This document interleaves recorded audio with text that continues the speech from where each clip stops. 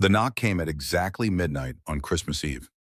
Three sharp raps that shattered the silence of Marcus Reed's apartment like gunfire through glass. He froze coffee mug halfway to his lips, every instinct screaming that nobody knocks at midnight unless something has gone catastrophically wrong. The mug hit the table harder than he intended. 4 years ago tonight, Sarah had died in their bedroom down the hall, lymphoma stealing her final breath while Connor slept in the next room. 4 years of Marcus sitting alone on Christmas Eve, staring at her photograph, wondering if the hollowness ever truly healed or if you just learned to function around the void. The knock came again, more insistent this time. Marcus moved to the door, pulse hammering against his ribs.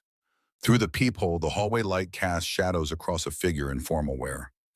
Evening gown, high heels, mascara streaked down pale cheeks. When she looked up directly at the peephole as if she could see through it, Marcus felt the world tilt sideways. Diana Hartford, his boss, the CEO of Sterling Dynamics, whose signature determined whether 2,000 employees kept their jobs. The woman who commanded boardrooms with nothing more than a raised eyebrow, who spoke three languages fluently and had built the company's market share by 40% in 5 years.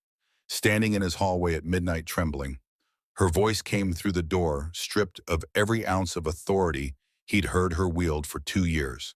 Low, desperate, absolutely terrified. "I need to come in, please, before they find me." Marcus unlocked the door. She swept past him into the apartment, the fabric of her gown whispering against the door frame, trailing the scent of expensive perfume and cold night air. Once inside, she moved to the center of his small living room and stopped, chest rising and falling, like she'd been running, shoulders rigid beneath delicate straps that probably cost more than his monthly rent. "Lock it," she said without turning around. He closed the door. The deadbolt clicked into place, impossibly loud in the sudden stillness. Marcus stood there for a moment, trying to reconcile the woman in front of him with the Diana Hartford he knew from Sterling Dynamics. The one who delivered quarterly projections without notes, who could silence a hostile board member with a single glance, who moved through the executive floor like she owned not just the company, but the very oxygen people breathed. This woman was different. Smaller somehow, despite being the same height. Fragile in ways that had nothing to do with the thin straps holding up her gown. "Ms. Hartford." His voice came out careful, measured, the same tone he used when Connor was upset and wouldn't say why. "What happened? Are you hurt?" She finally turned to face him. Her makeup was smudged beneath her eyes, carefully styled hair coming loose from its pins. But it was her eye that stopped him cold. Very dark, haunted by something he couldn't name. "I don't know." The admission seemed to cost her something physical. "I don't know if I'm hurt or crazy or just—" She pressed her lips together, cutting off the sentence. Then she moved toward the door again, her entire body language shifting toward flight. "I shouldn't have come here. This was a mistake."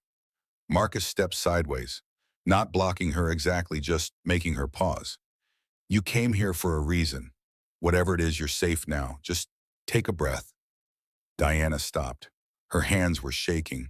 She clasped them together, knuckles going white, and Marcus watched her fight for control the way someone fights to stay above water when the current wants to pull them under. After a long moment, she nodded. The words came out barely above a whisper. "Can I sit down?" "Of course," he gestured to the worn couch, suddenly hyper-aware of his apartment through her eyes. The second-hand furniture he'd bought at estate sales. The laundry basket he'd meant to put away 3 days ago. Connor's art project taped to the refrigerator, a crayon rendering of the solar system with Jupiter's rings in bright purple. Nothing like the sleek office she commanded, or the penthouse apartment he knew she lived in, downtown, the one that had been featured in Architectural Digest last year. Diana sank onto the couch, her gown pooling around her like water, completely out of place against the faded cushions. Marcus remained standing, unsure of the protocol for when your CEO shows up at your door in the middle of the night, looking like she's seen something that broke her. "I was at the Riverside Charity Gala." Her voice steadied slightly, though it still carried an edge of something raw. "The annual thing Sterling sponsors. I stayed late, later than I should have, because leaving early means questions, and I couldn't do questions tonight." Marcus said nothing, giving her space. "I got in my car around 11:30. The parking structure was mostly empty by then, just a few vehicles scattered around. I pulled out onto the main road heading home, and I noticed headlights behind me." She paused, her jaw tightening. Normal enough, but they stayed behind me, turn after turn, mile after mile. Someone was following you. Maybe, probably, I don't know. She pressed her palms against her eyes. I tried to tell myself it was coincidence that I was being paranoid, but the feeling wouldn't go away. So I started testing it, random turns, doubling back, taking side streets I never use, and the headlights stayed with me. Marcus felt his chest tighten. Did you call the police? And tell them what? Her laugh was bitter hollow. That someone might be following me, but I wasn't sure that I was probably overreacting. That's not, it is. She cut him off, but gently.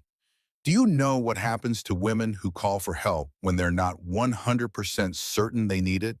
They get told they're hysterical, paranoid, wasting resources. And I couldn't risk that. Not tonight. Not when I already felt like I was coming apart at the seams. Marcus pulled up the armchair across from her close enough to talk without hovering. So what did you do? I drove toward the office first, thinking maybe I'd feel safer there, that I could park in the underground garage where there are cameras and security. But when I got close to the idea of going to Sterling, of being in that building on Christmas Eve all alone, it felt worse somehow, like being locked in a cage. She lifted her head, meeting his eyes. I found myself driving toward residential neighborhoods instead, away from downtown. And I realized I was heading in this direction. She gestured vaguely at the apartment around them. I have your address from HR files, emergency contact information we keep on all employees. And I thought, her voice faltered, I thought maybe if I came somewhere unexpected, somewhere that wasn't my world, I could just stop running. The silence that followed was enormous. Marcus sat back in his chair, processing. Of all the places Diana Hartford could have gone, friends' houses, hotels, police stations, she'd come here. To the home of a man she knew only as the assistant who coordinated her calendar and took notes in meetings. The one who made sure her coffee was always ready before the Tuesday morning executive sessions, who knew she hated overhead lighting in the conference room, who'd watched her tap her pen exactly 3 times before signing important documents for 2 years straight. The car, he kept his voice careful. Is it still out there? I don't know. I parked down the street, not right in front of your building. I sat there for almost 20 minutes working up the courage to actually knock. I didn't see any headlights during that time. Maybe they gave up. Maybe there was never anyone to begin with. Maybe I'm just... She stopped herself, pressing her lips together again. You're not crazy. Marcus leaned forward slightly. Trust your instincts. If something felt wrong, it probably was. Diana studied him for a long moment, and he saw surprise flicker across her face, followed by something that looked almost like relief. You don't even question it. Her voice went soft. You just believe me. Why wouldn't I? Because I'm the CEO of a major company standing in your apartment at midnight on Christmas Eve, in an evening gown, claiming someone might have been following me, but offering no proof whatsoever. Most people would think I'd lost my mind. Marcus shook his head.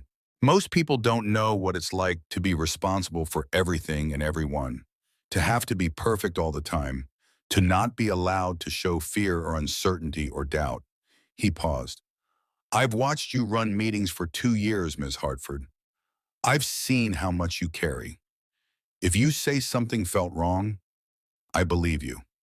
She blinked rapidly, and for a second he thought she might cry. Instead, she looked away, composing herself with visible effort. You can call me Diana. I think we're past formalities now. Diana. Marcus tested the name outside the context of office small talk. It felt strange on his tongue. Too intimate, but also somehow right given the circumstances. I'm Marcus, but you probably knew that. I did. A ghost of a smile touched her lips. You make excellent coffee. The kind you brought me during the Mercer negotiations probably saved my sanity. He huffed a surprised laugh. I just worked the machine in the break room. You listen to what people need before they know they need it. That's a different skill entirely. She paused. Where's your son tonight? The shift called out Marcus off guard. Connor's at a sleepover, his friend Jake's house. They're probably still awake playing video games, even though Jake's parents promised they'd be asleep by 10. How old is he? 7, almost 8. The drawings on the fridge. Yeah, that's his latest obsession. Space, rockets and planets and astronauts. Last week he announced he wants to work for NASA when he grows up. Diana's expression softened, some of the tension easing from her shoulders. That's wonderful. Does he know you work at Sterling? He knows I work in an office doing boring adult stuff, which is pretty accurate from his perspective. He's more interested in whether I can bring home office supplies for his art projects. Smart kid. The best. Marcus heard the quiet pride in his own voice, the pride that always surfaced when he talked about Connor. He's the reason I do any of this. The reason I choose stability over risk, predictability over passion. He deserves better than a father who can't keep the lights on. The words came out more honest than he'd intended, and he immediately regretted them. This wasn't the kind of conversation you had with your CEO, no matter how unusual.